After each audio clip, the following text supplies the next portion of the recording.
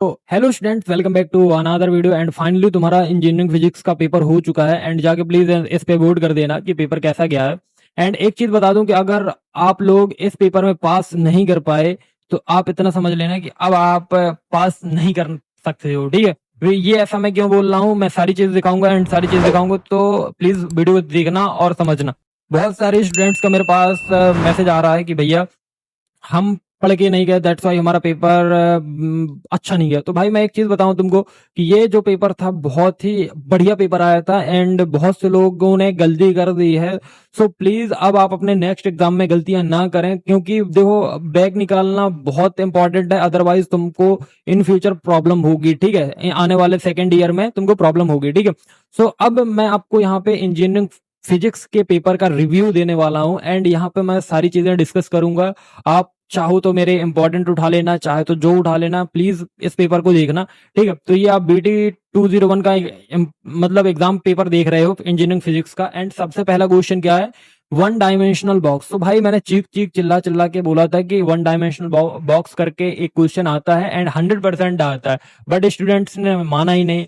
सो बहुत सारे स्टूडेंट ने प्रॉब्लम फेस की है, तो कोई दिक्कत नहीं है। देखो पूरा एवरेज मैं बताऊंगा पेपर को देखने के बाद, आपके सामने ही पेपर मैं देख रहा हूं, अभी तक मैंने पेपर देखा नहीं है, तो चलो देखते हैं। तो देखो पहला क्वेश्चन है कि एक्सप्लेन करना है अपन को particle in one box and drive करना है expression for the eigen values and eigen function. तो देखो पहला क्वेश्चन मेरे हिसाब से बन जाना चाहिए।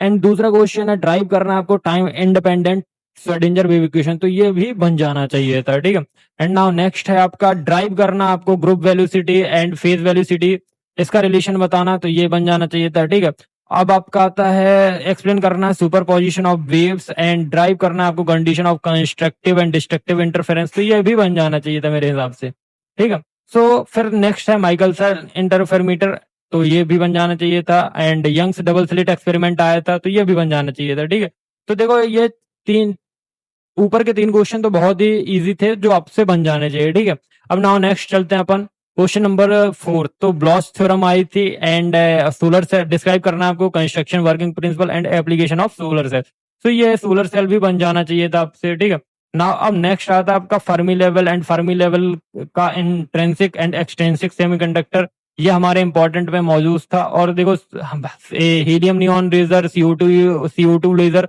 एंड रूबी लेजर, ये भी अपन ने दिया था, तो ये आपको ये बन जाना चाहिए। ठीक है, अब बात करते हैं discuss the property of laser beams monochromatic and enhance, तो ये मान सकते हैं कि ये थोड़ा सा टेक्निक मतलब पहली बार आया तो नहीं बनना है, लेकिन ये numerical aperture and acceptance angle ये बन जाना चाहिए। अगर आपने इसको डीपली पढ़ा होगा तो ये वाला भी आपसे बन जाएगा। ठीक है, एक्सप्लेन करना Gauss divergence theorem with numeric with application, तो ये बन जाना चाहिए था। ठीक है, electrostatic potential due to its continuous charge, तो मान लो कि ये आपसे थोड़ा नहीं बनना था।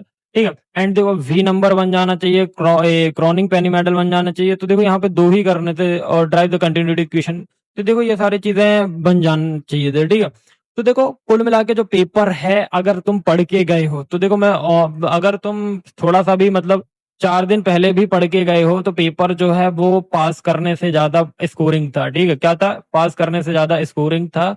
एंड अगर तुमने मतलब 4-5 दिन पहले से पढ़ाई की है तो बोल रहा हूँ। ठीक है, क्योंकि सारे कॉन्सेप्ट पढ़ोगे तभी आप इतना पेपर कर पाते। अगर तुमने 1-2 दिन में पढ़ी है तो पेपर ऑन एवरेज है आप लोगों के लिए कि हाँ भाई हमने इतना पढ़ लिया है और पेपर एवरेज गया है।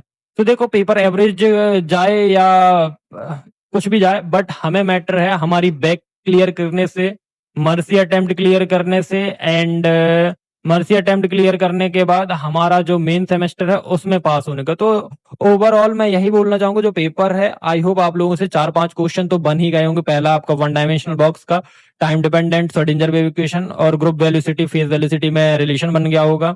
And Young's double slit experiment, Michelson interferometer और CO2 गैस बन गया होगा, CO2 लेजर बन गया होगा, एंड फर्मी लेवल बन गया होगा, गॉस डाइवर्जेंस बन गया होगा, न्यूमेरिकल अपर्चर बन।